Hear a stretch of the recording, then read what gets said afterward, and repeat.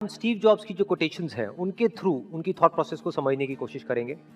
तो उनका जो पहला कोट है वो है, you can't connect the dots looking forward, you can only connect them looking backwards, so you have to trust that the dots will somehow connect in your future.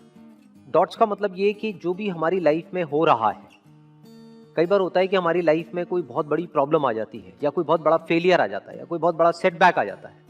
तो जिस वक्त वो होता है उस वक्त हम नहीं समझ सकते कि ये हमारे अच्छे के लिए हो रहा है या बुरे के लिए हो रहा है। इनफैक्ट उस वक्त तो हमारे माइंड में सिर्फ एक ही थॉट आता है कि क्यों हो रहा है मेरे साथ में। लेकिन फ्यूचर में जा करके जब हम पीछे देखते हैं और अपनी लाइफ के एक एक डॉट्स को कनेक्ट करते हैं, यानी जो भी कुछ हमारे साथ हुआ है चाहे अच्छा या बुरा, तो उस सब का मतलब समझ आने लग जाता है। So you have to trust that the dots will somehow connect in your future. तो अंदर हमारे एक ट्रस्ट होना चाहिए, फेथ होना चाहिए, विश्वास होना चाहिए कि आज जो भी कुछ मेरी लाइफ में हो रहा है वो सब बेमतलब नहीं है, वो बेवजह नहीं है, उसके पीछे कोई ना कोई वजह है। वो वजह आज नहीं समझ आ रही है लेकिन फ्यूचर में कभी ना कभी समझ आ जाएगी। और जब समझ आएगा तो एक एक चीज जो हुई है हमारी लाइफ में उसका मतलब हमको समझ आने लग जाएगा। तो अब इस तरह की जो इनकी थिंकिंग है, इसका फायदा क्या है? देखो ध्यान से समझो। अभी प्रेजेंट मोमेंट में जो भी हमारे साथ में हो रहा है, मान लो कई बार लाइफ में ऐसी कोई सिचुएशन आ जाती है कि हमको लगता है कि हम तो चारों तरफ से फंस गए हैं, कोई रास्ता नजर नहीं आ रहा होता है, जब हम अंदर से पूरी तरह से टूट जाते हैं। तो उस वक्त अगर ये कोट हमको ध्यान रहेगा या इस तरह का थॉट हमारे माइंड में रहेगा तो हमको अंदर से हिम्मत मिलेगी, हमको ये विश्वास होगा कि अभी मेरे साथ में कुछ बहुत गलत हो रहा है, इसमें कोई डाउट नहीं है। सोचा था ये करके कुछ अच्छा होगा लेकिन अभी कुछ बहुत ही बुरा हो रहा है, तो मुझे हिम्मत नहीं हारनी है। क्योंकि पास्ट में भी ऐसा मेरे साथ लाइफ में कई बार हुआ है। सोचा था फॉर एग्जांपल कि इस कॉलेज में एडमिशन हो जाएगा तो पता नहीं क्या हो जाएगा, नहीं हुआ, लेकिन फ्यूचर में जाकर के समझ आएगा अच्छा हुआ नहीं हुआ।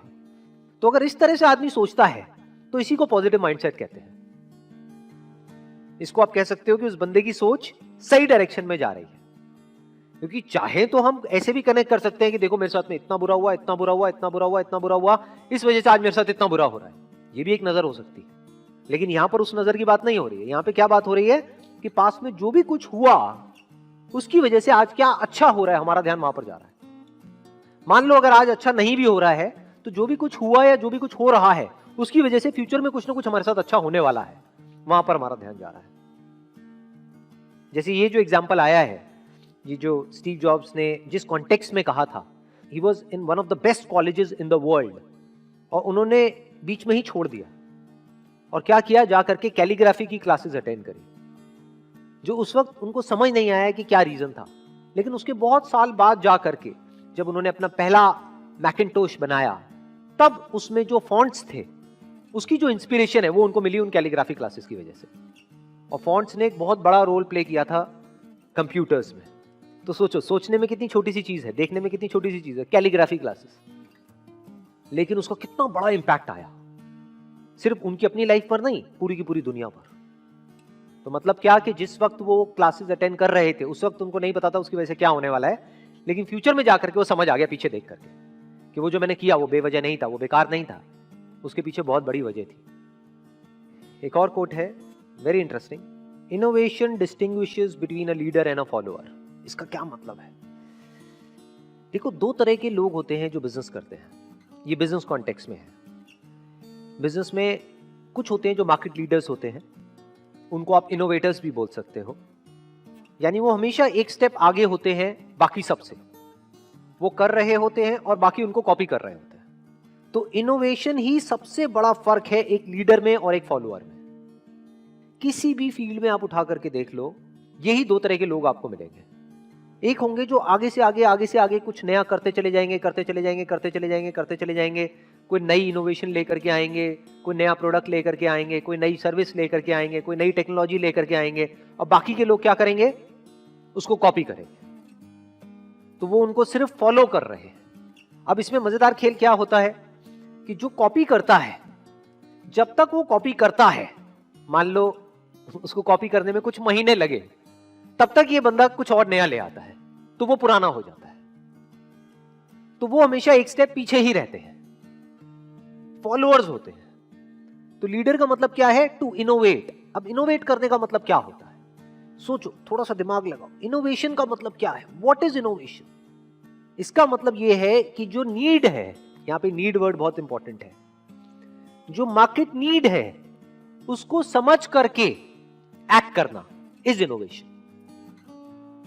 उसको आप नीड भी कह सकते हो, प्रॉब्लम भी कह सकते हो, और उस प्रॉब्लम का सॉल्यूशन निकालने का मतलब अपॉर्चुनिटी होता है। तो पहले मार्केट की जो नीड है, जो भी प्रॉब्लम है, जो रिक्वायरमेंट है, उसको समझना।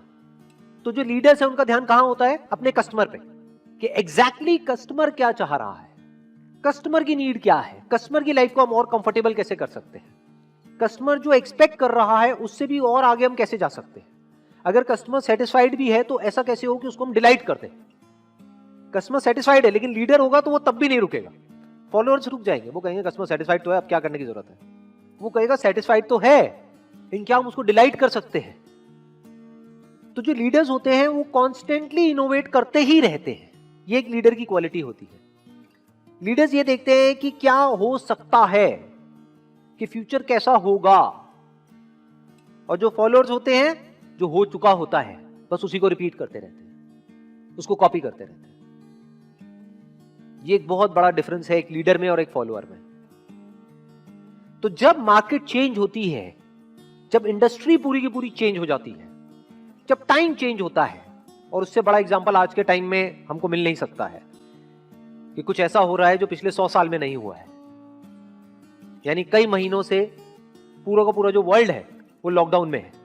तो क्या हुआ है, बहुत सारी इंडस्ट्रीज पूरी तरह से खत्म हो गई, या ये कह लो जो तरीका था काम करने का पिछले कई सालों से वो पूरी तरह से बदल गया है। तो ऐसी कंडीशन में दो तरह के लोग निकल करके आएंगे, एक जो लीडर्स होंगे, दूसरे जो फॉलोअर्स होंगे। फॉलोअर्स रो रहे होंगे, क्यों? क्योंकि कभी उन्होंने इनोवेशन को समझा ही नहीं, इनोवेट कुछ किया ही नहीं, सिर्फ फॉलो किया। यही एक बहुत बड़ा डिफरेंस होता है एक लीडर में और एक फॉलोअर में। जो लीडर्स होते हैं वो टाइम के साथ साथ बदलते नहीं है, वो टाइम को बदलते हैं। एक और कोट है, being the richest man in the cemetery doesn't matter to me. Cemetery मतलब graveyard. Going to bed at night saying we have done something wonderful, that's what matters to me.